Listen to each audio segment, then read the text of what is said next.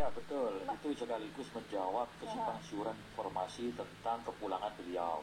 Seperti kami sampaikan di awal, kami dari fraksi P3 menyampaikan selamat datang kepada Habib Rizik di Indonesia, karena beliau adalah warga negara Indonesia, memiliki hak untuk pulang ke Indonesia.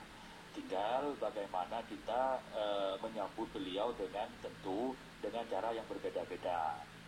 Meskipun harus diingatkan juga ada sekarang ini pada kondisi pandemi COVID-19 untuk tidak menimbulkan kerumunan massa yang terlalu besar. Artinya terkait dengan protokol kesehatan saya yakin itu sudah diingatkan semua ya. Karena jangan sampai ini menjadi klaster baru. Mudah-mudahan itu tidak terjadi. Ada satu hal yang menarik yang disampaikan bahwa ketika beliau nanti pulang ke tanah air, ada satu agenda besar yakni revolusi akhlak. Seperti kami tegaskan, revolusi akhlak itu sesuatu yang mulia, sesuatu yang baik. Tetapi oleh sebagian orang seringkali kehadiran beliau di tanah air sering dimaknai sebagai sebuah gerakan politik. Tetapi itu kan hal-hal yang berbeda saya kira gitu. Kalau beliau menyampaikan aspirasi politiknya itu harus dibaca sebagai hak individu gitu.